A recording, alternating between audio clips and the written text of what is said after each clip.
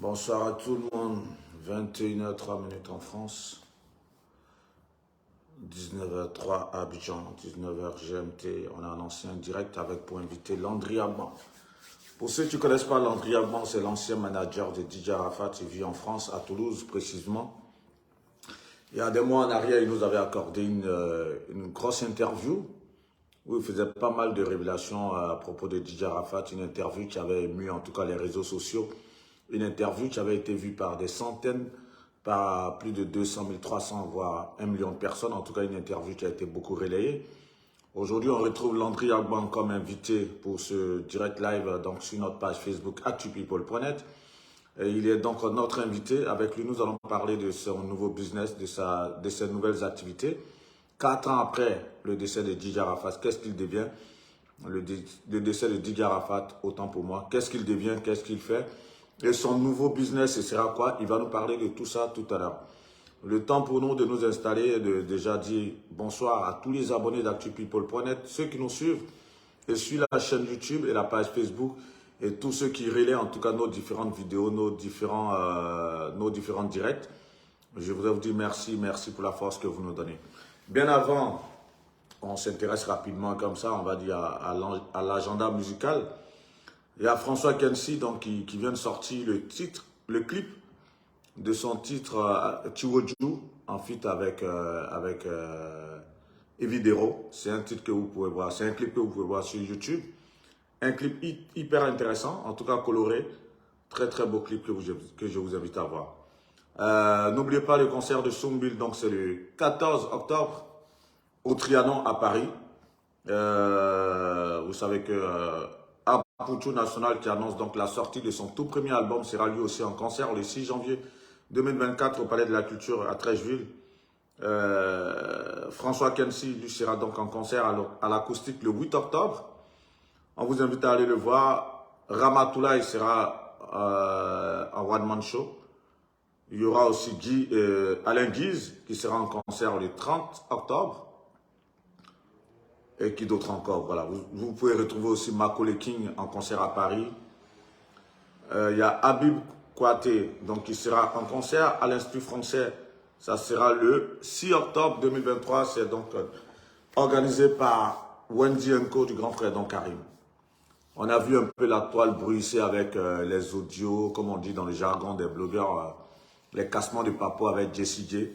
Il nous a promis d'intervenir sur notre direct autour de, peut-être dans 10, 20, 30 minutes. Il va essayer d'expliquer un peu à notre façon. Il y a le langage des blogueurs un peu, et puis il y a aussi ce petit langage un peu qu'on essaie d'affiner lorsqu'on a certains invités en direct comme ça. Il va essayer de nous expliquer tout cela. Et bien entendu à toute la communauté actupeople.net. Voilà, donc j'attends plus que Landry Agban, qui est notre invité pour cette interview exclusive qu'il va nous accorder, histoire de nous parler de son actualité, histoire de nous dire qu'est-ce qu'il devient. On sait qu'il était le président de la Yorok Gang aussi, ça parle aux Chinois, ça forcément la Yorok Gang.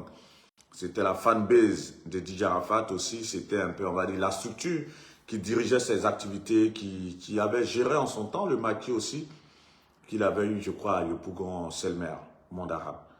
Voilà, on vous salue. Je salue qu'il a Lucien, Toumba, Tino la Merveille, Edith Kwadjo. Je profite le temps qu'il se connecte pour vous faire un petit coucou à ceux qui sont déjà connectés, à ceux qui relaient nos différentes vidéos et merci pour la force. Merci encore. Donc, j'attends d'avoir Landry. Il va se connecter d'ici là et nous allons démarrer l'interview. J'essaie de le joindre. J'essaie de le joindre. Il sera forcément avec certains partenaires, il nous l'a dit en off. On attend M. Avit, Landry Avit. Coucou, soyez tous salués. Inès Assena, Gary Cooper, salut champion, salut Gary. Landry Agban, Avit, coucou. Bah, rejoins le direct. Il est... Ok. Ok. Donc, il va rejoindre le direct d'un moment à l'autre. Ouais, je viens de t'envoyer l'invitation à rejoindre le direct là. Tu peux accepter directement. Ouais, ouais, tu peux accepter là.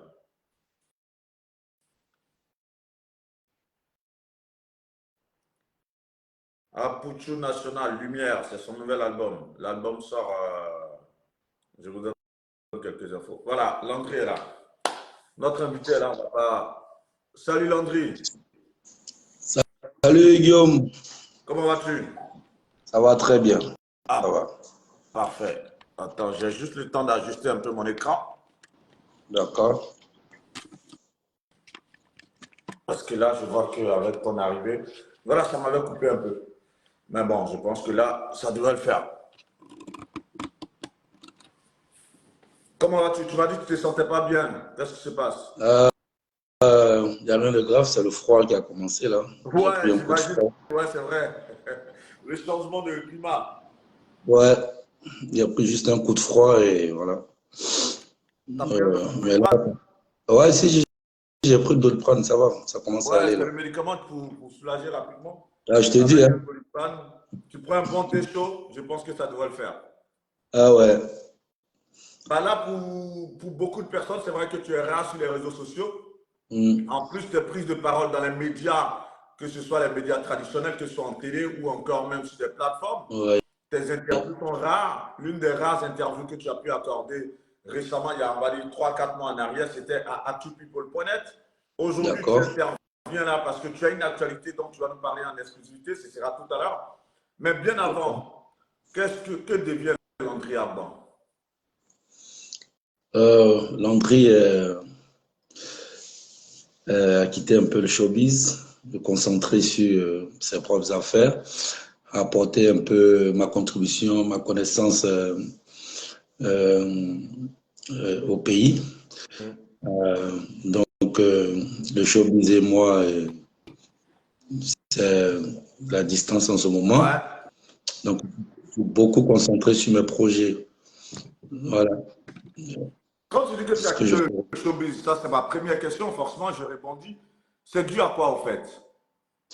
Mais dû au décès de Didier, j'ai pas encore, je n'arrive pas à faire mon deuil. Je sais, mais voilà. Donc, je fais avec. Et En fait, ce décès était tellement, ça a tellement touché au point où c'est pas parce que Arafat était le seul poulain que tu drivais dans le showbiz ou parce que tu n'avais pas assez de tentacules dans ce milieu que tu as décidé de te retirer ou c'est à cause de son décès. Hein. Je ne sais pas.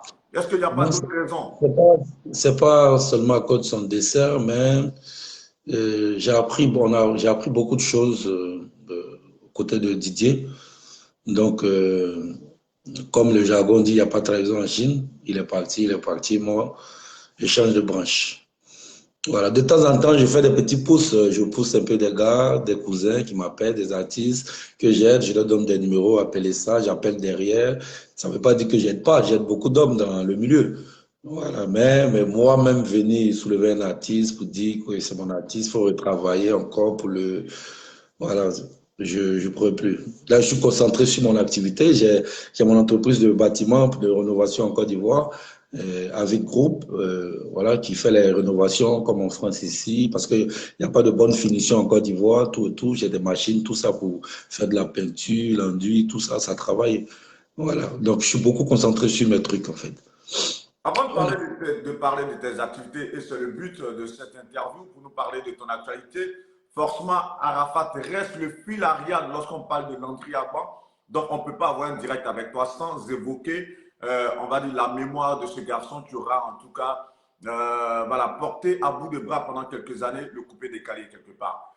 On a vu que 4 ans après son décès, vous qui êtes ses proches, en tout cas ces 4 ans-là, on revient un peu là-dessus, le 19 août dernier, c'est comme si Arafat était mort pour une seconde fois. Qu'est-ce que tu en dis? Toi qui étais, en tout cas, son très proche, ton grand frère qui était son confident, carrément. Ce que je peux dire là-dessus, c'est que voilà pourquoi depuis le début, quand j'étais président d'Ayowagang, c'est des trucs qu'on devait faire. C'est des gens qui ont mis des bâtons dans les roues. Parce que s'il est président d'Ayowagang, il y a l'argent là-bas, il y a tout ce qu'il faut. Voilà. Pourtant, il n'y avait rien, en fait. C'était à cause de tout ça. Aujourd'hui, les 4 ans, j'ai eu trop mal. Quand j'ai vu qu'il n'y avait rien. Vraiment, voilà, on est fatigué. Moi, de toute façon, les Chinois, et je m'excuse, je ne suis pas un monsieur des réseaux sociaux qui fait tout le temps des vidéos comme les autres, tout. Voilà, même quand j'étais avec Arafat, je n'étais pas. C'est mon petit, j'étais tout le temps dans tous les clips, mais je ne figurais pas. Voilà, le seul clip où j'ai figuré, c'est le Benching, parce que c'est moi qui ai créé la danse en fait. Donc, il fallait que je montre comment ça se danse, tout ça. C'est pour ça que j'ai fait le clip avec lui, tout et tout. Sinon, moi, Didier, c'est mon petit frère. Je ne le voyais pas comme un artiste, une star. Je le voyais comme je vois mon frère, tout et tout. Donc, voilà, c'est dommage que ça arrivé là, comme ça. Il Mais ne je faut pense pas se cacher, hein, faut pas se cacher. Toi, tu étais président de la Eurogang.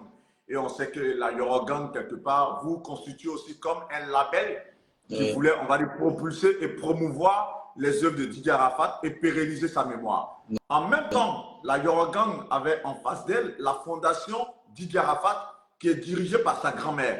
Est-ce qu'il n'y a pas eu accrochage, on va dire, entre ces deux structures que vous êtes? bon, moi je dis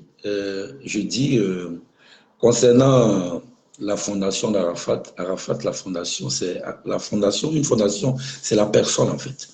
La fondation, c'est Arafat.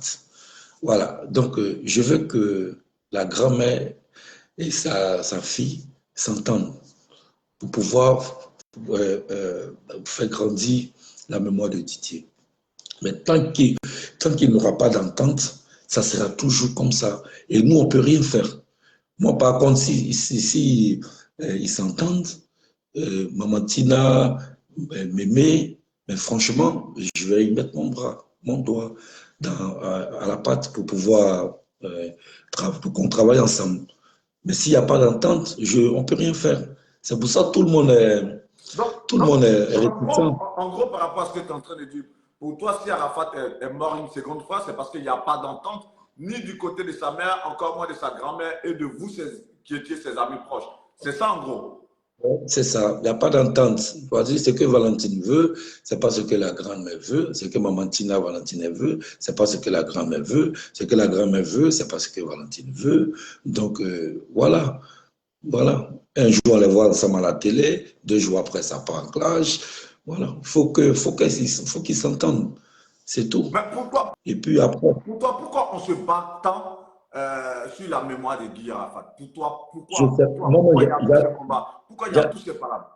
j'arrive pas à comprendre en fait. C'est comme si on va chercher en en-tête creuser un trou pour aller prendre de l'or quelque part, on est obligé de se battre, mais il y a rien.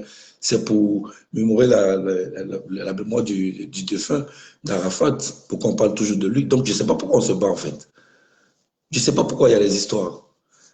Donc, Voilà. pour toi en gros, aujourd'hui, pour vraiment clore, on va dire ça, pour toi, aujourd'hui, en gros, Arafat est mort, passons à autre chose, c'est ça? Non, moi, par contre, je ne peux pas passer à autre chose. Je ne peux jamais oublier. Voilà. Donc, s'il n'y a pas d'activité les 12 août, s'il n'y a pas de truc, moi, j'organise des petits trucs ici avec des amis, voilà, pour ne pas oublier la mémoire de Didier. Moi, je ne fais pas un jour sans penser à lui. Je ne fais pas un jour sans écouter sa musique. Dans ma voiture, chez moi, je ne fais pas un jour sans. Voilà, je peux pas oublier Didier. On a passé des bons moments, des très bons moments, des mauvais moments, des bons moments, tout ça. Donc, c'est compliqué. Je ne peux pas. Ça, c'est impossible. Donc, Ok, voilà. on a Moi, je une peux heure de même. direct pour cette interview. Avant de revenir sur Arafat, aujourd'hui, forcément, tu l'as dit tout à l'heure, tu es focus sur tes activités. Et ces activités, en gros, qu'est-ce que tu peux nous en dire? Sur les activités que je Oui, fais. tes activités propres à toi, celles que tu mènes. OK. Bon, en ce moment, je suis sur un projet depuis 4 ans euh, d'installation de boîtes aux lettres en Côte d'Ivoire. Ok. Voilà. La société s'appelle Post-it. Et la société est déjà à Abidjan. Et on a déjà tout fait les papiers, tout est sécurisé. Voilà, on a même rencontré le DG de la Poste, tout et tout. Ils nous ont même envoyé le nom des rues, tout et tout. Et voilà, et comme le président il a dit, il faut que les jeunes envoient des projets pour qu'on puisse être financé, tout et tout. pour que voilà, on aide la jeunesse à travailler. C'est un projet qui va employer plus de 2000 jeunes. Voilà, c'est des installations de boîtes à QR codes. Voilà, quand on va mettre une maison, une boîte aux lettres. C'est comme en France ici. Sans boîte aux lettres, on ne peut rien faire. C'est-à-dire que la boîte aux lettres, le courrier vient chez toi à la maison.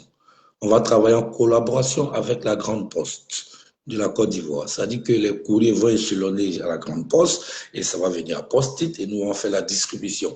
Seulement que ça va être en QR code et il y aura des QR codes. Je donne un exemple, la facture de CIE. Quand le facteur il arrive, il met dans ta boîte aux lettres, il scanne la boîte aux lettres et toi, tu reçois un message sur ton téléphone pour te dire qu'il y a un courrier qui est arrivé dans ta boîte aux lettres. Voilà, ça va arranger tout le monde. Voilà, il aura les adresses de tout le monde. On va savoir où telle personne habite, et comme en France. Donc, c'est ce que je suis en train d'envoyer. Là, on va faire un plan pilote. Le lancement sera dans 1 mois et demi en Côte d'Ivoire. Et voilà, on va faire un plan pilote. On va prendre une commune comme Cocody, on va prendre une cité et on va installer les boîtes. Avant, avant, Chez avant de rentrer dans l'effectivité de ce projet, justement, la question qu'on pourrait être amené à se poser, c'est de savoir, mais l'État de Côte d'Ivoire n'avait pas pensé à cela depuis longtemps, surtout qu'on a, on a un poste en Côte d'Ivoire quand même.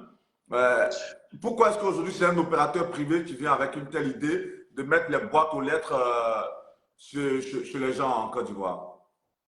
Oui, mais c'est l'État, peut-être que l'État a pensé, mais bon, il y a eu trop de choses qui se sont passées dans notre pays aussi. Donc, moi, quand je vois tout ce qui se passe en Côte d'Ivoire, la première chose, la base d'un pays, c'est une boîte aux lettres. Il faut mettre une boîte aux lettres chez tout le monde pour savoir qui habite où, qui fait quoi. Regarde, je donne l'exemple des cartes d'identité qu'on a en Côte d'Ivoire.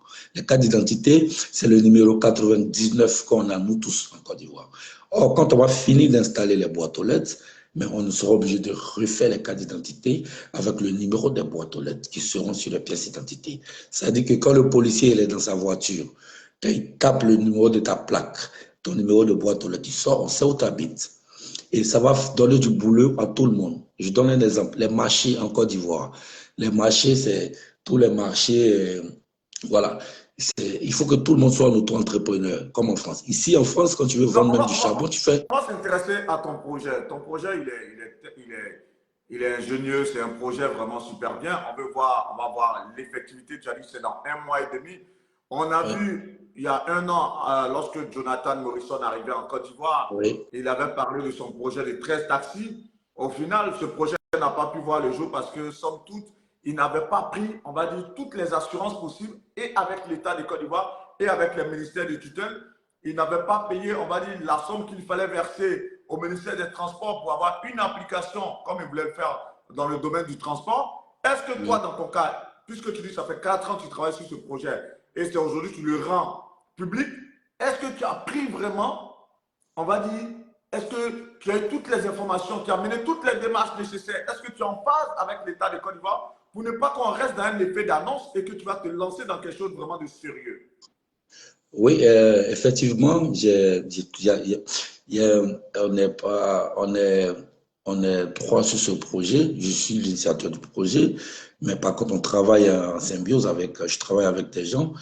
Il y a différents compartiments. Donc, pour la sécurisation du projet, tout est fait. Il y a quelqu'un qui s'est déjà occupé de ça, qui est allé voir le DG de la Poste, tout et tout. Tout est déjà calé. Voilà pourquoi j'en parle. Voilà, tout est déjà sécurisé. N'importe qui va aller à la Poste, on leur dit c'est la société Post-it avec qui on a, on travaille. Voilà, donc tout est là. Et il y a un monsieur même du gouvernement aussi qui est avec nous, qui est en bas, qui nous soutient aussi. Donc voilà, et ça y va d'employer plein de jeunes. Voilà, le président il a dit d'envoyer des projets, il va le financer. Mais bon, c'est pas parce qu'il a dit d'envoyer le projet, on va le financer. Moi, le projet que j'amène avec mon équipe, non seulement ça va aider l'État de Côte d'Ivoire, ça va aider les impôts, ça va aider tout le monde à retrouver tout le monde. Voilà, pour que chacun puisse payer ses impôts, pour que chacun voilà, soit raisonnable, marche correctement. C'est la base de mon projet. Donc, voilà. Je l'entends bien, hein, je l'entends super bien. C'est vrai que Ouais. c'est un projet qui va permettre, qui est pourvoyeur d'emploi, ça c'est clair. Mais Mm. encore, j'insiste là-dessus, parce qu'un projet d'une telle envergure, tu es en train de parler de pouvoir faire un adressage, on va dire ça comme ça, il faudrait que chaque Ivoirien ait une adresse et donc de par sa boîte aux lettres, comme cela est fait ici en Europe, un peu partout. C'est le même cas d'école que tu veux vouloir rééditer en Côte d'Ivoire. Et bien Ouais. entendu, avec l'appui de certains membres du gouvernement, tu m'as dit en off tout de suite, tu m'as donné le nom, on va dire, tu m'as dit que c'est appuyé je veux que ça vienne de toi. Euh, Ça, ça reste sous la table pour l'instant. ok. Je ne peux pas dire que non. Bah, donc, ce qui veut dire que quelque part, au final, c'est un projet gouvernemental, mais qui est confié à un promoteur privé que tu es, ou c'est quoi en gros? Non, je suis de la même manière que je vous explique. Le projet est tellement lourd que le monsieur l'a dit, mais franchement, je te soutiens et je vais tout faire pour qu'on t'appuie. Parce que vraiment, c'est une idée géniale. Voilà, si c'est comme ça que c'est passé. Voilà, donc il est derrière, il regarde et il va tout faire pour qu'on me soutienne. Voilà, c'est le développement du pays. On cherche à rénover tout et tout. Donc voilà. Ça fait 4 ans que tu travailles sur ce projet. Tu travailles là-dessus avec qui? Et comment est-ce que tu as pu monter tout cela techniquement, mécaniquement? Comment est-ce que tu as pu travailler sur tout ça en 4 ans avant de rendre ça public aujourd'hui? Je travaille avec il y a M. Dioma, c'est un collaborateur avec qui je travaille. Il y a des informaticiens, tout et tout, qui, voilà, qui ont créé les QR codes, tout. C'est une équipe, c'est une grosse équipe. Et là, les bureaux même sont à Faya, ils ont en tête fait l'installation des ordinateurs, tout et tout, par rapport aux QR codes qui Non, mais seront sur les... parenthèse, ce lapsus, tout et tout là, il faut nous épargner ça un peu ce soir. Hein. Parce que dans les commentaires, il y a beaucoup de personnes qui disent, mais le gars, il ne développe jamais, tout et tout, sérieusement, développe bien, laisse ce lapsus là un peu. Ça, D'accord, il faut que tu développes, hein, s'il te plaît. d'accord, Ouais. d'accord. Bon, Donc, tu parlais de vos installations, de vos bureaux qui sont à Faya. Voilà, développe ça vraiment en lâchant un peu ce lapsus là, ok, s'il te plaît. ok. Il y a les bureaux qui sont en train d'être installés à Faya. On est en train de faire la sécurisation des QR codes par rapport au bipage, au scannage des boîtes, tout et tout. Tout a été d'être installé. Et, et voilà, et commencer la campagne. On va commencer la campagne très bientôt. Voilà, il y a les panneaux publicitaires qui vont sortir, tout et tout. Et puis, désolé de dire tout, c'est une habitude que j'avais depuis longtemps. Voilà, la campagne publicitaire va commencer et on va mieux expliquer comment le projet va se développer, comment on va embaucher, comment ça va se passer. Il y aura en plus des formations des jeunes parce qu'une boîte aux lettres, c'est pour l'installer, c'est pas aller percer le mur pour pouvoir, il faut former des jeunes, tout ça. Donc, voilà. Donc, mais après, tout ça, c'est en partenariat avec la Poste de Côte d'Ivoire. Ou comment ça va se passer? Vous serez une entité à part, on va dire une société privée qui va gérer, donc, on va dire, la livraison des courriers des habitants, ou cela va se faire en partenariat avec la Poste de Côte On est d'Ivoire? obligé de travailler avec la Poste de Côte d'Ivoire. C'est la base. Parce qu'on ne peut pas venir surpasser la Poste de la Côte d'Ivoire et mettre des boîtes aux lettres chez les gens. Voilà, c'est impossible. Il faut travailler avec la Poste de la Côte d'Ivoire. Ça va relever encore même la Poste de la Côte d'Ivoire. Voilà, ce sera le grand siège de la Poste de la Côte d'Ivoire. Ça dit que les courriers vont passer à la Poste de la Côte d'Ivoire. Eux, ils vont faire le relais. Voilà, c'est comme ça va se passer. On ne peut pas surpasser la Poste de la Côte d'Ivoire. On ne peut pas surpasser l'État pour faire ce très grand projet d'envergure. C'est impossible. Donc voilà. Voilà pourquoi j'ai dit qu'il y aura beaucoup d'emplois. Beaucoup, plus de 2000 jeunes vont travailler. Parce que pour installer dans toute la Côte d'Ivoire, on a au moins 2-3 ans pour pouvoir installer les boîtes aux lettres dans toute la Côte d'Ivoire. Voilà. Même les villages, tout ça, qui n'ont pas de... Les gens Donc, qui sont dans les villages la phase comme tu l'as dit tout à l'heure, la phase pilotes, essai, ça sera à partir de quand on concrètement? on va commencer dans 1 mois et demi. On va Non, choisir une cité. je suppose tout de même que pour un tel projet d'envergure, vous avez des communicants, une structure, une structure qui gère la communication, qui a dû mettre en place un chronogramme par rapport au déploiement, toutes ces dates. Parce que je précise que cette interview, on devait la faire depuis longtemps. Je suppose que tu as tous les éléments plausibles de sorte à ce que tu donnes du crédit à ton projet. Parce que moi, j'aime les faits notables, avec des dates précises. Tu seras informé, je veux tout envoyer. Le service de communication va te joindre, ils vont tout envoyer. Non, vu que je me dis, en amont, vous avez déjà travaillé sur le chronogramme, le déroulement, tu l'as avant qu'on ait fasse le direct. Voilà. Donc, est-ce qu'aujourd'hui, on peut avoir une date prévisionnelle de se dire, à partir de telle date, on aura les premiers éléments communicationnels, on aura ceci, on aura cela. Est-ce qu'aujourd'hui, tu peux nous donner ces éléments-là de manière formelle? À partir du 15 décembre. À partir du 15 décembre. Il y a quelqu'un qui demande si ce projet est pour Yopougon. Je suppose que ce n'est pas pour Yopougon, c'est pour toute la Côte d'Ivoire. C'est pour toute la Côte d'Ivoire. Ce n'est pas pour Yopougon, c'est pour toute la Côte d'Ivoire. Il y a M. Belos de Bretagne qui dit Landry Agban, il faut qu'il mette un peu de lumière, je ne sais pas, un truc comme ça, je ne lis pas bien. Parce qu'apparemment, ton image n'est pas trop. Il y a certains qui le mettent dans le commentaire, hein, que c'est un peu flou. Apparemment, on ne te voit pas trop clairement, en fait. Je ne sais pas. Je crois que c'est la lumière qui fait ça ici. Bon, donc. Je crois que c'est la lumière. Ok. Je n'ai pas le choix de. Je n'ai pas le choix. Je suis en train d'expliquer à quel moment le déploiement va se faire. Donne-nous tous ces éléments. Le déploiement va se faire à partir du 15 décembre. À partir du 15 décembre, tu auras tout le déploiement et je veux tout envoyer pour que tu puisses relayer les informations. Voilà. À partir du 15 décembre, on va commencer la campagne et le lancement du projet.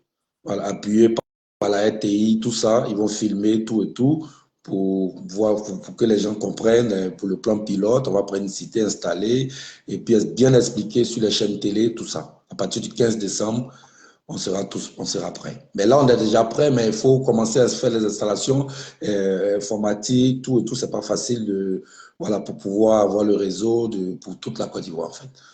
Voilà.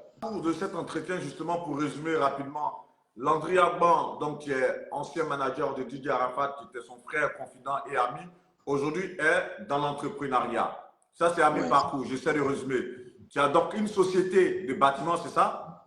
Oui, de rénovation. De rénovation qui est basée en Côte d'Ivoire. Et là, tu viens avec un gros projet qui est, en tout cas, de faire un certain adressage, on va dire, de toutes les rues, de toutes les habitations en Côte d'Ivoire, de sorte à ce que chaque habitant, chaque Ivoirien ait sa boîte aux lettres. Et cela, tu vas le faire par le canal d'une société qui est Post-it, qui va travailler en collaboration avec la Poste de Côte d'Ivoire, bien entendu. Le tout adossé à l'État, parce que vous avez aussi l'accord du gouvernement ivoirien qui vous suit dans ce projet. Et ça fait 4 ans que tu travailles sur ce projet. Le lancement, il est pour le mois de décembre. Je ne sais pas si j'ai bien résumé. Oui, c'est ça. Parfait. Outre ce résumé que j'ai fait, si toi, tu dois vendre ce projet de sorte à ce que ceux qui vont tomber sur cette vidéo, ceux qui vont tomber sur ce direct, comprennent vraiment la profondeur de ce projet, qu'est-ce que tu dirais si tu dois vraiment vendre ton projet avec tous les éléments possibles, vraiment de manière factuelle, de sorte à ce qu'on sache ce dont il s'agira? Mais déjà, Guillaume Vergès, si je vais trop en profondeur, déjà, je vais mettre le chronogramme sur ma page, je vais t'envoyer le chronogramme, tout, pour que tu puisses le balancer. Là, ils vont bien lire, ils vont bien comprendre, ils vont très bien comprendre. Voilà, on y va étape par étape. Donc, voilà, c'est ce que je peux dire pour l'instant. Ok, voilà. Parfait. Bah, de toute façon, il y a beaucoup de personnes, en tout cas, qui accueillent ce projet avec fierté. Je le vois dans les commentaires. C'est un projet novateur. C'est ce pourquoi, justement, moi, j'ai accepté, tu m'en as parlé il y a pratiquement, je crois, 1 an en arrière. Et il était question qu'on puisse faire ce direct-là de sorte à ce que, en exclusivité, tu en parles. Aujourd'hui, vous devez retenir que Jessie J, donc, désolé, que Landry Agban, justement, lance un projet d'adressage des rues abidjanaises avec sa société Post-it. Désormais, les Ivoiriens vont recevoir leur courrier chez eux à la maison. Ils vont recevoir leur facture d'électricité chez eux à la maison. c'est un peu ça en fait. En gros, de sorte à ce qu'on sache où celui-ci habite, ou tel habite. Forcément, lorsqu'on parle de Landry Amand avec ce projet, on ne peut pas se lasser de ne pas parler de Didier Arafat. Mais je sais qu'il y a pas mal de Chinois qui nous suivent là, qui se disent aujourd'hui, ah, on a le vieux père du Daichi. Il faut qu'il nous parle un peu du Daichi un peu. Il faut qu'il nous rafraîchisse un peu la mémoire avec de belles histoires qu'il a pu vivre avec lui. À ces Chinois, si tu as des belles confidences comme ça à livrer, c'est une manière pour nous aussi de faire vivre la mémoire du garçon qui a porté le coupé décalé encore une fois de plus. Qu'est-ce que tu pourrais dire là de manière instantanée avant qu'on l'évoque encore à travers d'autres questions? Ok, bon, moi je pourrais dire aux Chinois de toujours écouter Didier. C'est comme s'il est encore en vie et qu'il n'oublie jamais Didier, qu'il écoute toujours la musique de Didier pour qu'il puisse être toujours en joie, pas tout le temps en train de pleurer, tout et tout. Il faut qu'ils écoutent toujours la musique de Didier. C'est tout ce que je peux dire aux Chinois. Je ne peux pas dire plus. Je rebondis sur l'actualité. On a vu un de ces sosies récemment qui a fait un carton sur TikTok, sur Facebook, un peu partout. Je crois même qu'il est allé voir Maman Tina Glamour. Qu'est-ce que tu peux dire de ce garçon-là qui fait le buzz sur les réseaux sociaux? Franchement, quand j'ai vu la vidéo, d'abord, je dis, bah attends, c'est Didier.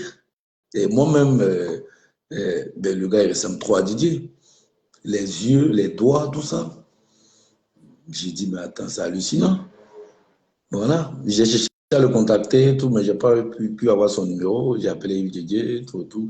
Après, il a dit qu'il m'envoyait. Après, bon, il n'a pas fait. Sinon, il allait lui dire, franchement, mon frère, tu ressembles beaucoup à Arafat.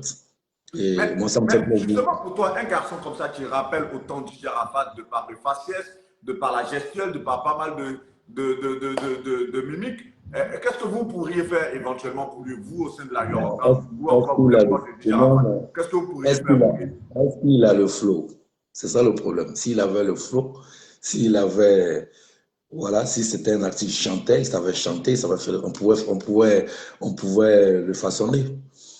Mais c'est Voilà, vrai mais qu'il n'a pas les qualités vocales. voilà. Il a dit, j'ai vu une petite vidéo où il y a une jeune dame qui se moquait un peu de lui pour dire, en tout cas, laisse la chanson, on sait que tu ressembles à Arafat. Mais est-ce que vous, éventuellement, vous ne pourriez pas lui permettre de renouer avec, enfin, d'être sur des scènes et puis prester sur des chansons de Didier Arafat? Pourquoi pas? Ça peut faire plaisir à des gens. C'est de petites idées comme ça que j'avance, hein.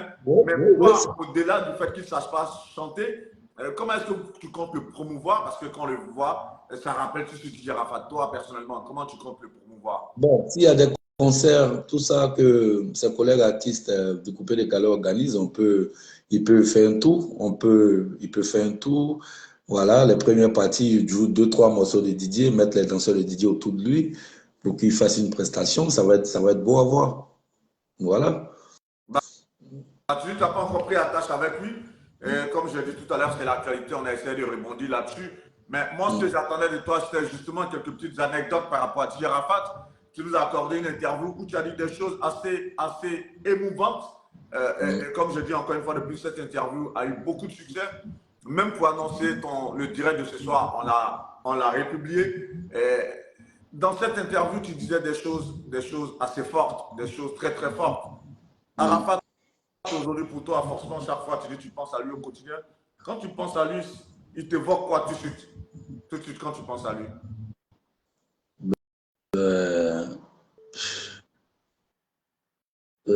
Pas la tristesse, mais... Excuse-moi, il y a quelqu'un qui dit Arafat peut, comment il s'appelle, le sosie peut jouer dans le film de Didier Arafat, le biopic, qui est actuellement justement en tournage avec Alain Debélé. Mais Alain l'a dit, et je voudrais faire la petite parenthèse, un biopic, c'est un voyage dans le temps, quelque part. C'est-à-dire, là, il dit, il présente le Didier Arafat.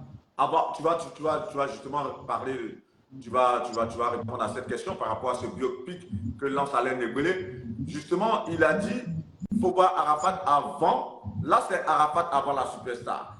Après, il y aura Arafat des années, on va dire, 2015, des années 2013, 2011. Là, c'est Arafat, je crois, des années 2002-2003. Donc, quelque part, pour répondre un peu au frère qui a fait le commentaire, peut-être, s'il répond aux critères d'Alain Debélé, pourquoi pas, il pourrait éventuellement jouer dans ce film.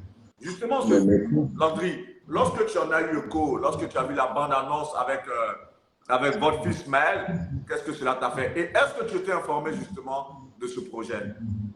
Je n'étais pas informé. J'ai appris ça par les coulisses. On m'a appelé pour me le dire. Mais ça me fait plaisir. Si c'est pour la mémoire de Didier, faire des films qu'on pense toujours à Didier, tous ceux qui le feront, je vais être adepte à ça. Je vais aimer parce que c'est toujours, faut qu'on parle de lui. Il aimait ça. Et voilà. Donc, moi, j'ai rien contre ça. Voilà, c'est ce que je te disais. J'ai rien contre ça. Tous ceux qui vont vouloir faire de bons trucs pour l'image de Didier, tout, ça me fera plaisir. Voilà. Mais le fait que tu n'aies pas été approché tout de même, cela t'a pas affecté tout de même de se Mais, dire, mais, c'est mon mais petit, non, j'aurais aimé que l'équipe de production me contacte pour que j'apporte un peu quand même une valeur ajoutée. mais non, pas du tout. C'est pas grave.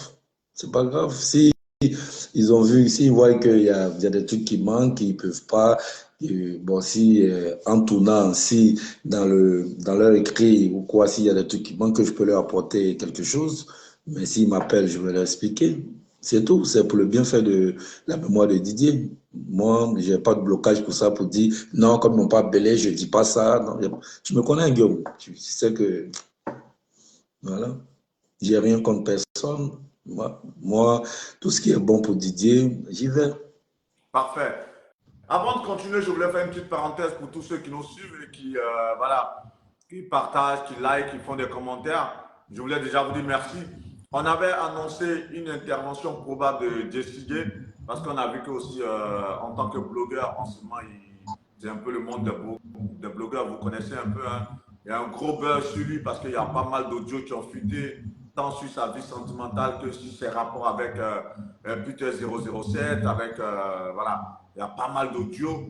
On l'a eu tout à l'heure avant de démarrer ce direct-là. On l'a eu de sorte à ce qu'il puisse intervenir. Ça fait 2, 3 fois que je l'appelle là, il ne décroche pas.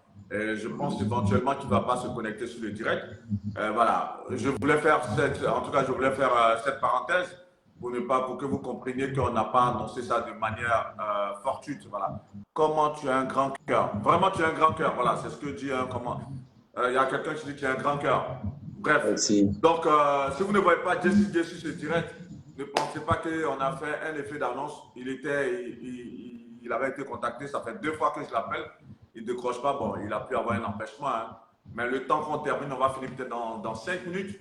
Le temps qu'on finisse, certainement qu'il va rejoindre le direct. Si ce n'est pas le cas, bon, ça sera une autre fois. Toujours est-il que J.T. Gay, chaque fois qu'on a pu lui faire appel pour des directs ou encore pour des interviews chez Actu People, il a toujours répondu. Ce soir, il avait donné son accord. Malheureusement, il n'est pas encore, en tout cas, sur ce direct. Landry, on continue rapidement. Pour ce projet novateur que tu envoies avec un post-it, justement, là, tu as donné l'information et tu nous as dit le projet pilote, tu le lances pratiquement dans un mois et demi. On te souhaite déjà bon vent. Mais comment est-ce que, peut-être on aurait pu commencer par là, mais comment est-ce que cette idée t'est venue comme ça de se dire, OK, il faut qu'on aille sur ces segments et tu as pu te positionner là-dessus de sorte à pouvoir travailler sur ce projet pendant 4 ans? Bon, déjà, avant de commencer ce projet, à commencer à penser à ça, je voyais des boîtes à la maison, ici, partout, chez tout le monde.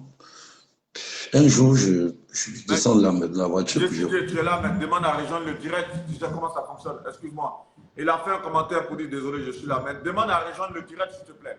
Et on t'accepte. Oui, vas-y. Voilà, j'ai vu les boîtes à l'entrée de chez moi, tout et tout, j'ai vu. Et j'ai dit, mais pourquoi ne pas créer ça en Côte d'Ivoire chez moi? Parce que, voilà, c'est comme ça, j'ai commencé à réfléchir là-dessus. J'ai bossé à la poste, j'ai vu le fonctionnement, tout ça. Voilà, et après. Oui, Jesse, tu attends juste un peu, comme Landry a la parole. Voilà, le temps qu'il. Je vais vous prendre avec les 2 écrans de toutes les façons. Oui, vas-y. Et après, j'ai essayé de cliquer un peu, voir comment ça fonctionne, tout.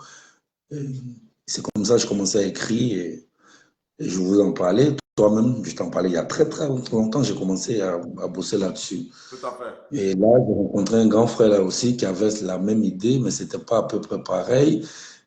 Voilà, donc lui et moi, on s'est mis ensemble et on a essayé de bien, Monsieur Dioma, on a essayé de finaliser le projet. Voilà, c'est lui-même qui allait à Abidjan rencontrer le le DG de la Poste, qui l'a conduit aussi au cadastre, tout ça, pour les adressages, tout et tout. Et puis, voilà, on est là-dessus et je pense que ça va porter fruit et c'est notre touche pour aider le gouvernement voilà. Parfait. Bah, j'allais faire la transition, le temps de prendre Jessie, mais on l'a perdu. Mais j'ai fait la transition, tout le monde, j'espère qu'il va nous retrouver le temps que je te pose cette question. Le monde de blogueurs avec les différents buzz, est-ce que tu suis ça souvent? Non, Toi aussi, je suis pas. qui a bossé avec un artiste qui était vraiment abonné au buzz. Je ne suis pas trop. Je suis pas trop. Je regarde souvent Jessie, ses vidéos, Apuchu, tout ça, Yaka Yaka. Je suis ça souvent. Je rigole un peu. Après, mais après, ça fait plaisir. Hein. Ça chauffe un peu. Ça montre les dévouements pour la toile, tout. Les petits critiques, quand c'est bon, quand c'est pas bon, ils le disent. Et ça, c'est très important. Et c'est très bon. Moi, je préfère qu'on se dise la vérité. Voilà. Voilà. Ça me plaît Parfait. bien. Tu ne quittes pas, hein? Jessie, comment vas-tu? Bonsoir, bonsoir, bonsoir tout le monde. J'espère que vous m'entendez bien. Oui, on On t'entend t'entend bien. on t'entend bien. Big up à Landry. En tout cas, ça fait plaisir d'être sur le même live que lui. C'est un Merci. privilège quand même d'être avec celui-là même qui a pris le flambeau, en tout cas après le décès du Daichi, de la légende du coupé décalé. Parce qu'il a fait de son possible quand même pour gérer la fondation qu'ils ont mis en place pour le Daichi. Et franchement, la voix comme ça en interview avec le grand Guillaume Burgess et Landry, ça me fait plaisir d'être là. Merci, merci. Parfait. Ça me va droit au cœur. Justement, il vient avec un gros projet qui est l'adressage, on va dire, des foyers en Côte d'Ivoire, de sorte à ce que, comme cela est fait en Europe un peu partout, que les gens aient des adresses. Qu'est-ce que toi tu penses de ce projet déjà? C'est une très belle initiative. Vous savez, en Afrique, les gens, ils aiment trop faire des trucs en gouvernement et tout ça. Et quand il y a des jeunes entrepreneurs qui ont des startups, qui viennent comme ça, avec des projets comme ça, parce que normalement, quand tu entends l'adressage, tu penses au ministère du Plan et du Développement, des choses comme ça. Et donner la possibilité aux jeunes entrepreneurs comme Landry Agban et plein d'autres qui ont des projets initiateurs, vraiment c'est bien. Ça fait partie de l'émergence et je pense qu'on peut donner la chance aux jeunes qui sont dans la diaspora de revenir s'installer au pays et puis entreprendre de tels projets majeurs. C'est inédit.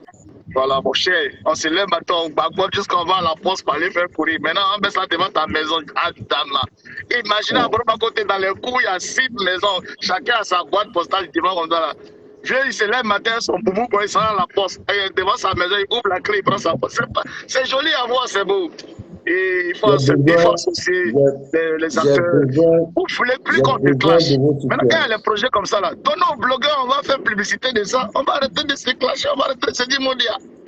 Bon, là, c'est l'exclusivité qu'il donne. De toutes les façons, vous allez prendre le relais, que ce soit toi, à Poutou National, et par rapport à son plan de communication, forcément, les blogueurs ont une place de choix. Et aussi, il y aura une communication digitale qui va permettre, en tout cas, avec des vidéos, avec des spots, pour pouvoir, en tout cas, promouvoir ce projet. Ce que je voulais dire, justement, Jessie J, c'est clair que lorsqu'on dit Jessie J, on dit le jazzman. C'est-à-dire quand on te voit quelque part, c'est pour jazzer. Et justement, ce pourquoi tu es notre invité ce soir, c'est parce que tu fais l'actualité justement avec ces audios qui ont fuité, tes histoires sentimentales qui se retrouvent sur les réseaux sociaux, tes échanges avec des personnalités de la Côte d'Ivoire qui se retrouvent sur les réseaux sociaux, qui a maille à partie aussi avec des acteurs, des blogueurs, des influenceuses. Bref, Jessie, il s'agit de quoi au fait, en gros? Franchement, ça fait plaisir que tu me donnes la parole. Parce que là, je ne suis pas dans mon canal. Là, quand je suis sur ma page, j'ai une manière de fonctionner, tu me connais. Mais là, je suis devant quand même Guillaume Burgess. C'est un journaliste. Je suis un peu mal à l'aise pour tout ça. C'est des audios, c'est sorti. Moi, je les assume, comme je l'ai dit. Sentimental, ouais, on va dire, parce qu'il s'agit des photos qu'on a balancées pour pouvoir se défendre nous et tout ça. Mais ça défraie la chronique, on est en train d'assumer, on est en train de faire tout. Mais c'est parti d'une seule chose, hein, Guillaume. Tu sais, j'ai un grand frère, tu me connais, je suis quand même Jessie J, j'ai beaucoup attaqué notre petite soeur Emmanuel Keïta. Et je pense que ça vient un peu de là. Le fait que je sois l'ami de Peter, le frère de Peter, je demande pardon à Emmanuel Keita. Il y a d'autres personnes qui n'acceptent pas. Et c'est pour tout ça que il y a tout ce remue-ménage-là. On dit, nous sommes des Ivoiriens, il faut se pardonner les uns les autres. Et quand on fait l'effort de se pardonner, quand on fait l'effort d'enterrer la hache de guerre et d'aller l'un vers l'autre, après on retrouve tous ces malentendus-là, mais j'espère que tout ça va rentrer dans l'autre. En ce qui concerne les audios, je ne sais pas si tu as quelque chose à ajouter. Moi, je pense que j'ai fait le tout déjà. Mais Non, si tu as quelque chose on va essayer de décortiquer. je me pose des questions. On va décortiquer en quelques minutes. Parce que moi, j'ai vu un peu, ça a fuité sur les réseaux sociaux. Enfin, j'ai vu tout à l'heure sur TikTok, c'est partout. Et les gens trouvent que ce que tu as fait, c'est malsain. D'éventer comme ça une relation sentimentale avec une femme mariée, il y a beaucoup qui ne trouvent pas ça correct. Voilà. C'est normal, c'est normal, c'est normal. Tu sais, c'est quand on dit le péché est péché lorsqu'il est connu. Sinon, tout le monde pêche, mais on ne sait pas. C'est quand c'est connu, maintenant, ça devient péché. Mais je vais présenter mes excuses. En tout cas, à tous mes fans d'abord, à tous les sympathisants, présenter les excuses à la Côte d'Ivoire, à tous ceux qui m'aiment. C'est pas digne de moi, c'est pas digne de moi, mais les détails sont sur les différentes pages, les détails. Aujourd'hui, je suis face à mon grand frère Guillaume Vergès, il me pose des questions parce qu'il était inquiet quand même pour moi d'entendre tout ça, tout ce remue-ménage sur moi. Mais en tant qu'enfant du pays, je demande déjà de prendre des excuses pour tout ce qui s'est passé. Apparemment, ouais, c'est des photos, ce n'est pas des photos nudes, ce n'est pas des nudes, Guillaume. Voilà, je suis en relation, je suis en couple et il y a des ex, par exemple, qui veulent mal partir. Voilà, qui ne partent pas bien. Et souvent, quand ils ne partent pas bien comme ça, il faut savoir les accompagner. D'autres peuvent dire que c'est dégradant, mais il y en a qui essayent de porter l'affaire vers la justice, vers les tribunaux ici en France. Ici en France, tu sais que ce sont des choses qu'on ne joue pas avec. Si c'était vraiment malsain, je pense que la justice allait regarder. Mais ils sont partis, porter des plaintes par rapport à ce qui s'est passé.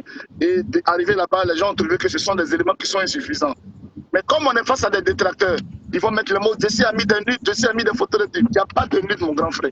Toi-même, je pense que, en tant que journaliste, tu as mené ton enquête avant de venir vers moi. Tu as bien vu que ce n'est pas des photos dégradantes. Bien sûr, ce sont des photos entre des femmes qui sont peut-être mariées ou quoi que ce soit, que c'est dégradant pour elles. Mais avant de commencer, il ne fallait pas venir chercher. Non, Jesse, soyez un peu sérieux, s'il te plaît. Je veux dire, c'est vrai que je vois des commentaires où les gens disent, mais sois un peu sérieux, tu es un homme, voilà. Je veux dire, quelque part, honnêtement, est-ce que toi, en tant qu'homme, est-ce que tu étais obligé, on va dire, de réagir sur ce sujet-là? Est-ce que tu ne pouvais pas, même peu importe les tournures que les choses auraient pu prendre, est-ce que tu étais obligé de venir parler de ça? Est-ce que tu étais obligé quelque part?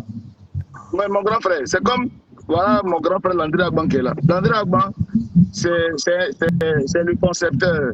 Quand tu attends la chanson, je sais pas, c'est, comment on appelle, il connaît Bessek, il connaît. C'est le concepteur. Nous, on est blogueurs. Nous, on aime les cassements de Papou, les bérets. La balle qui vient de l'adversaire n'est pas hors jeu. Moi, j'étais là, j'étais dans la chambre en train de faire direct. Hein. Et puis, mes assistants m'envoient des captures d'écran de ma femme qui a balancé des trucs sur la toile. Ça m'a fait mal sur le coup. Mais après, il ne faut pas que je vais mentir. Les blogueurs aiment les situations chaudes. C'est comme poulet. Poulet de 24 ne peut pas avoir honte de tomber dans l'eau chaude pour qu'on le déplume. Tu comprends un peu? Voilà. C'est comme ça.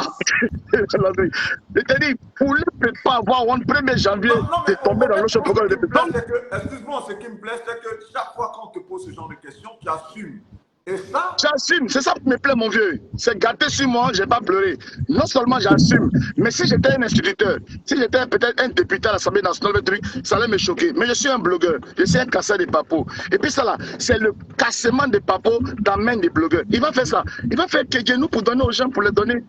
Tu vois un peu. Mais dans la vraie vie, c'est malsain, c'est affaire des femmes, tu es avec une femme, il y a trahison, il y a tromperie, il y a infidélité. Dans la vie du commun des mortels, c'est méchant. Mais chez les blogueurs, c'est quelque chose de naturel. C'est bizarre sur notre monde, c'est bizarre, mon vieux. Quand tu dis ça aussi, c'est vrai quelque part que ça reste votre trame, ça reste votre manière de faire vos prises de parole. Mais quelque part, ça veut dire que dans le monde de blogueurs, quelque part, il n'y a pas de morale, il n'y a pas de moralité. Ouais. Il n'y en a pas, il n'y a pas de morale, il n'y a pas de moralité. Mon vieux père, Makosso, il est pasteur, il est blogueur. Son comportement qu'il a là, il faut trouver morale dedans. Les blogueurs, les manières de se dire bonjour, c'est pas bien ta mère con. charlatan. Ça, c'est ça. Mais les gens nous jugent parce qu'ils ne sont pas encore rentrés. J'espère que, parce qu'aujourd'hui, tu n'es plus à Abidjan. Avant que tu étais à Abidjan, avec ton magazine, tu faisais immersion en milieu de. Tu faisais tes trucs comme ça, Guillaume. Et derrière toi, je ne pense pas. Ça, c'est aussi votre défaut. Vous, en tant que nos grands frères, vous n'avez pas réussi à former les jeunes journalistes qui sont là. Ils viennent juste pour être à la télé, ils viennent juste pour être des journalistes boucantiers. Mais vous, à votre temps, autant de Guillaume, c'est ce que je dis Magic System et Magic System, c'est parce que vous êtes parti à Nomambo, retracer les traces, faire des trucs, tout ça. Les blogueurs, il faut que vous compreniez aujourd'hui que c'est un milieu, c'est sans sentiment. C'est un milieu, tant qu'il est devant sa caméra, qui peut avoir la vie de Landry. Landry, tu sais que Landry, il a sa go qui est là-bas. Non, mais il va te protéger. Non, non. Dès qu'il a entendu ça, il doit sortir pour en faire un scoop, il doit sortir pour en faire un buzz. Mais on nous juge, on nous truc, mais c'est parce que tu ne vas pas finir de quitter à l'église baptiste, prendre ton téléphone, regarder un direct et puis juger un blogueur. Lui n'est pas chrétien. Lui, il veut tout gâter sur son passage et ça nous cause préjudice aujourd'hui, grand frère. Le temps de refermer la parenthèse, justement, j'ai vu un extrait de ce direct-là où tu as fait ces cassements de papo, où vraiment tu avais un appât, où tu disais quelqu'un m'a donné quelque chose pour empoisonner Makosso. Ça, c'est vrai ou c'est quoi? Ouais, sur ce côté-là, il y a ce qu'on appelle, comment on appelle ça? C'est de la spéculation. Je dis tout de suite, Landry est là, les gars, tout à l'heure. Vous allez voir, partagez le direct. J'ai un cassement de papou. J'ai découvert que la femme de Landry, elle est comme ça, elle est ici, elle est papou. Les gens vont venir. Plus les gens viennent partager. J'ai mis un quota, par exemple, à 5 000. Dès que j'arrive à 3 000, je coupe le direct et puis je dis, bon, parce que vous n'êtes pas arrivé à 3, à 4, à 5 000 là, je n'ai rien à dire. Mais ça, c'est dans le monde du boulot, on se connaît.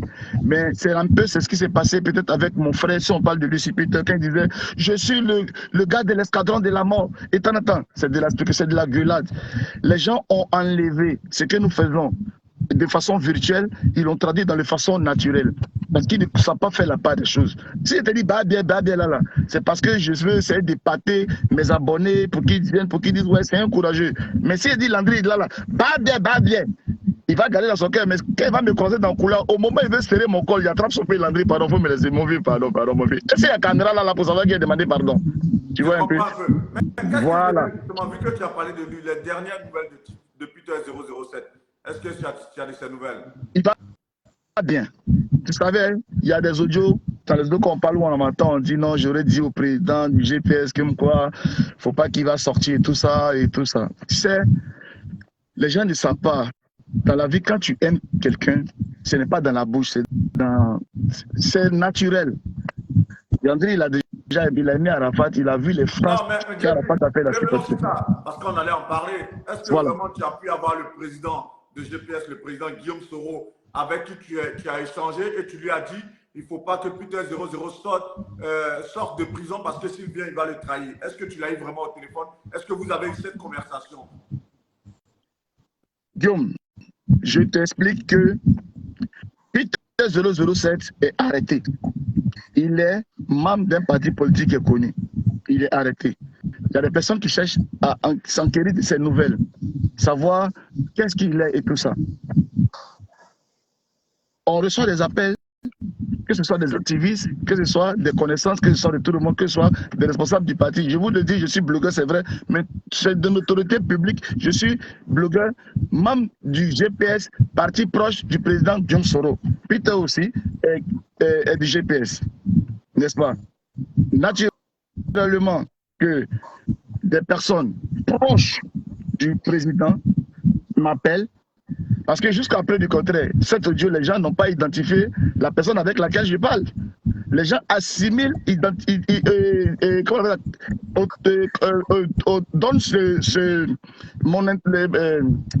les modalités de ma conversation avec une tierce personne qu'on identifie comme étant le président du GPS. Mais il n'est même pas formel dans l'audio qu'on reconnaît que ce soit avec lui, que ce soit sa voix et tout ça. Mais on entend Jessie J parler à quelqu'un pour lui dire, en tout cas, il est parti là-bas, mais là-bas où il est parti, là, c'est nos adversaires. Mais si il le libère, c'est que franchement, ce sera étonnant parce que Quand il partait, moi personnellement, il me l'a dit qu'il partait, qu'il a des garanties.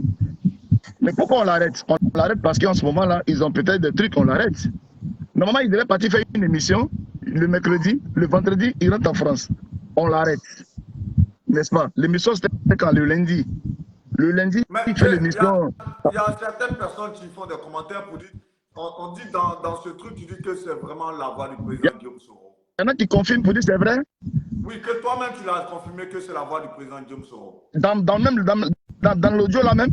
Oui, que bon, enfin, je vois les commentaires là, Ben, je vois comme ça. C'est ce que j'ai dit. Vous êtes fort, vous confirmez. Il n'y a pas de problème, vous pouvez confirmer comme vous pouvez confirmer. C'est que les gens font en gros. Hein? Tu veux dire que les gens font des déductions, au fait. Ils font une déduction dans un audio. Est-ce que tu comprends, mon grand frère? Je suis chez moi à la maison avec une amie. Je suis en communication. Il y a Seredo qui dit c'est dans ton direct que toi-même tu as confirmé. Non, je n'ai pas dit. Je n'ai jamais confirmé. Quand il dit boss, c'est un grand frère. Toi, tu es mon boss. Dans mon direct, je dis boss. Dans mon direct, je dis boss. Non, mais au GPS, je suis là. Le secrétaire bien le temps, c'est mon boss. Le représentant de GPS à Rouen, c'est mon boss. Je dis boss. Mais il y a beaucoup de boss. Chaque secrétaire dans les sections, dans les villes, dans les trucs, ce sont des boss. Je dis boss. Là où il est, si nos ennemis là le libèrent, franchement, ça va être difficile parce que ceux-là, ils ont attrapé le capitaine, ils ont attrapé tant de personnes. Même Soul Toussoul, là, ils l'ont attrapé, il est encore là-bas. Parce que cette affaire, c'est une affaire politique. Le gars n'est pas parti là-bas pour aller voler, il n'est pas allé faire braquage là-bas, puis ils l'ont mis en prison. Il allait faire une émission, il fait une émission, seulement l'arrête. Ne nous voilons pas la face. Vous savez, le problème des Africains, c'est qu'ils ne savent pas mettre les mots où il le faut. Ils font de la complaisance, ils font les deux. Moi, je suis quelqu'un, je dis la vérité, c'est pour ça que Peter m'a aimé. Parce que Peter, il m'a aimé, on n'était pas de la même classe sociale. Vous voyez, Peter, avec ses grosses voitures, avec sa vie, avec tout ce qu'il a, et puis il aimait un homme comme moi. Parce que j'étais quelqu'un qui lui disait la vérité à lui-même.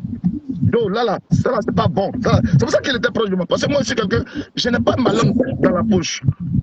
Bah, justement, je te comprends, mais qu'est-ce que ça te fait aujourd'hui de voir ta vie sentimentale, un peu, ta personne dans la tourmente sur les réseaux sociaux à cause de ces audios, à cause de toutes ces informations?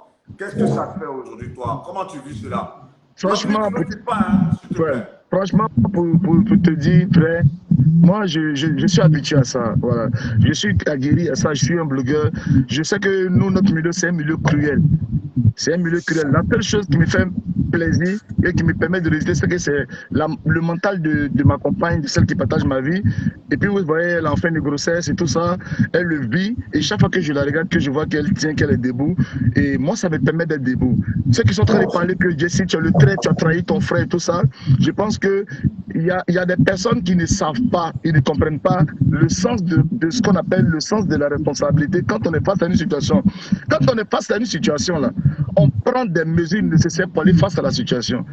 Il a quel problème? Ah non, c'est lui, Guillaume Vergès. On va appeler Guillaume Vergès, demander pardon, faire des trucs. Il n'y a pas de problème. Mais on ne parle que son avocat même est venu à la télé, dit il a insulté le chef de l'État. Les chefs d'accusation sont graves.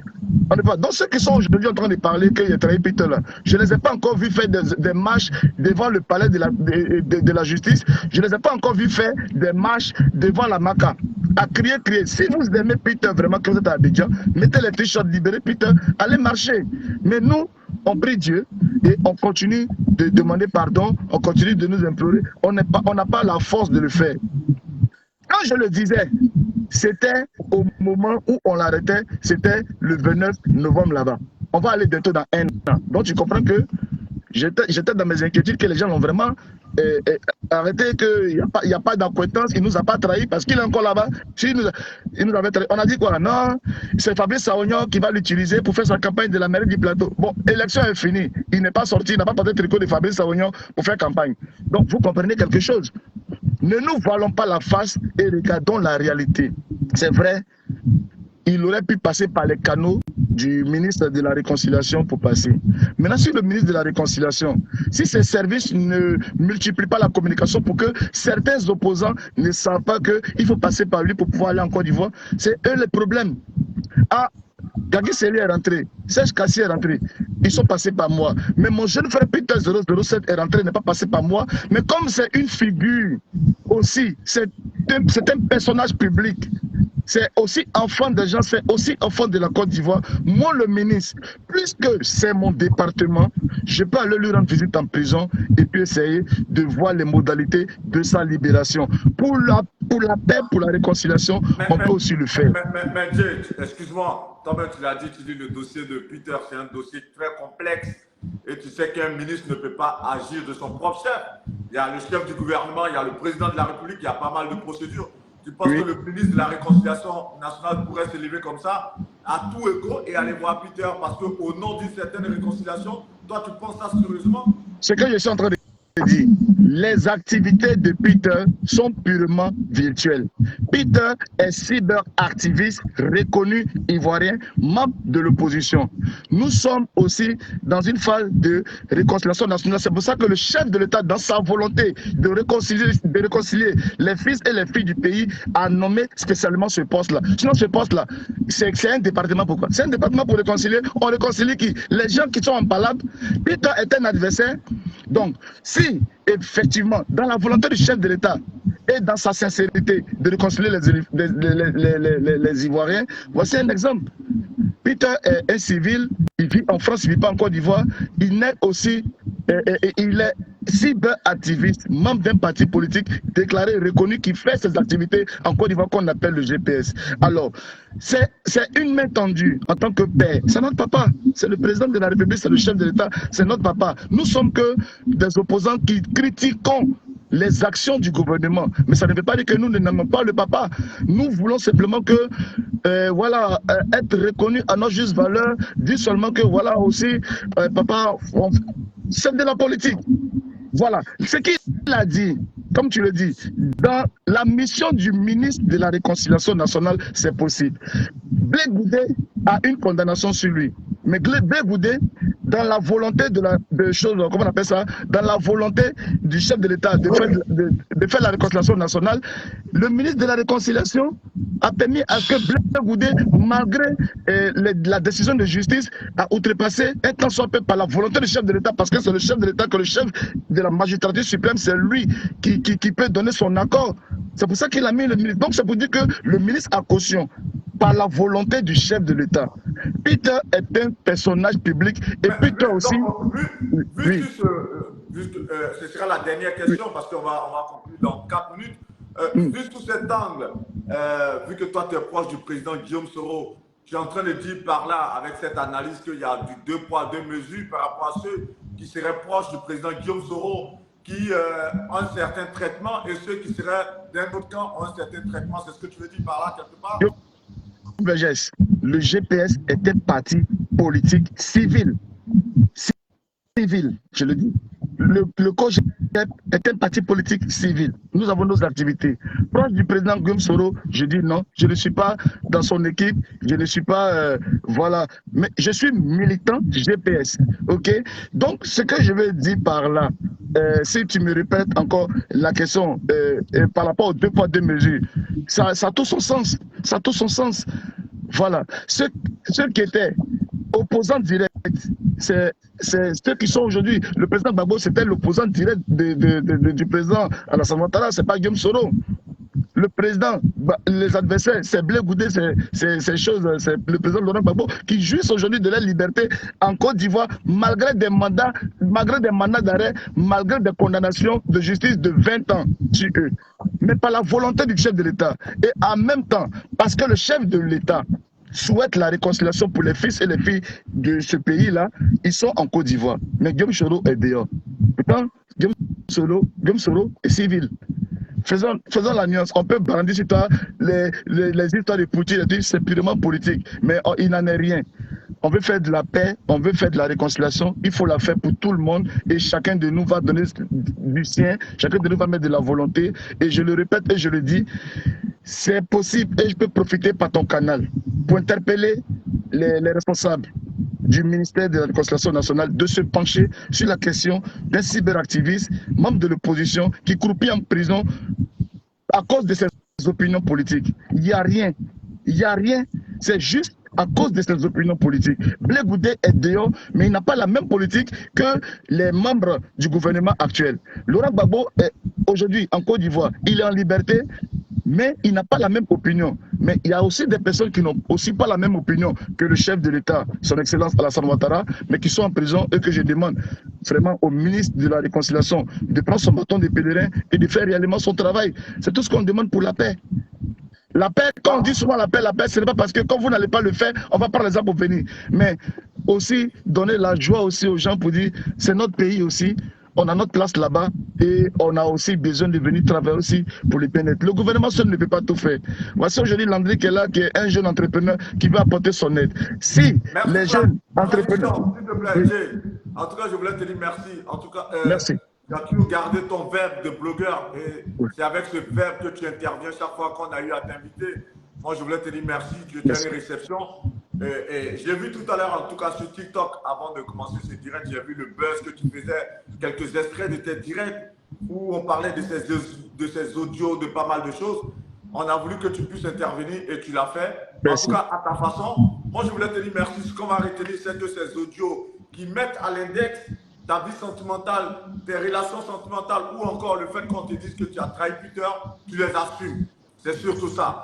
Et moi, je pense qu'un homme aussi, c'est de savoir pouvoir assumer. Merci. On se parle là où tu sais, que Dieu te garde et tu peux te déconnecter. Merci beaucoup. Merci à Landry. Merci à tous les Ivoiriens. Merci. Jessie, tu relais hein, le post-it, société post-it. Sans faute, merci. Je vais te passer son numéro après le direct. Sans Ok, faute, merci, tu peux te déconnecter. Merci beaucoup. Landry, voilà, on va conclure rapidement. Ce qu'on retient, c'est que tu arrives avec un projet novateur, post-it. Aujourd'hui, on dira, c'est vrai, tu penses à Didier Arafat tous les jours, mais venir promouvoir cela, que ce soit sur les réseaux sociaux ou encore faire du tapage par rapport à Arafat pour toi. Il y a tellement de palabres que tu es passé à autre chose. Tu es concentré sur tes activités. C'est ce qu'on va retenir. Si tu as un mot pour conclure, qu'est-ce que tu dirais? Je dirais que les jeunes de Côte d'Ivoire, au moins plus de 2000 jeunes auront du boulot à post-it. Et faites-moi confiance, faites confiance au groupe, à la structure. Et j'aimerais avoir le soutien de tout le monde. Et on va y arriver. Merci à la Côte d'Ivoire, mon beau pays. Guillaume Vergès, je te dis merci. Et je t'enverrai au fur et à mesure les informations pour que tu puisses les relayer. Merci beaucoup. En tout cas, bien de choses à tous tes partenaires, bien de choses à tous les gars à Toulouse. Je sais que tu vis à Toulouse en France. On fait un coucou à Alain Guédé de Toulouse, à tous les gars à Toulouse. Et voilà, que Dieu te garde. Il y a ton frère Bélance qui était sur le direct. Forcément, vous allez débriefer après avec tous tes gars, Zario, enfin bref. Allez, que Dieu te garde. Tu peux te déconnecter le temps pour moi de conclure rapidement. Merci beaucoup. Voilà. Merci. Bah, je voulais dire merci à tous ceux qui nous ont suivis. On a fait plus d'1 heure de direct. N'oubliez pas le concert de Sombi, c'est le 14 octobre au Trianon à Paris. N'oubliez pas aussi François Kensi qui sera en concert le 8 octobre. Habib Kouyaté, j'ai toujours du mal avec son nom, hein, qui sera en concert aussi à l'Institut français en Côte d'Ivoire. Il y a pas mal de concerts comme ça que vous pouvez aller voir. Merci à tous ceux qui ont suivi ce direct. Merci à tous ceux qui nous donnent de la force. Merci de relayer nos interviews, de relayer nos vidéos, nos directs. Et puis bon, merci encore pour la force. Certainement, peut-être dans une semaine, je ne sais pas, selon l'actualité, on va prendre rendez-vous pour un autre direct sur la page Facebook actupeople.net. Forcément, on continue de produire à notre niveau. On continue de relayer l'actualité. C'est ce qu'on sait faire. C'était Guillaume Vergès pour ce direct sur la page Facebook actupeople.net. Merci à tous ceux qui nous ont suivis. J'ai vu une jeune dame qui a fait beaucoup de commentaires, Seredo là. Franchement, je pense qu'elle était au parfum de l'actualité avec Jessie J. Geneviève, je profite comme ça, je salue ceux qui sont encore connectés. Hein. Jeanne Goret, Pati Dieu-Béni, Oseni Ouedraogo, Juvenila Siadou, Elisabeth Tano, Asetou, Zana, Zoé. Bref, merci à tout le monde. Que Dieu vous bénisse. À très bientôt.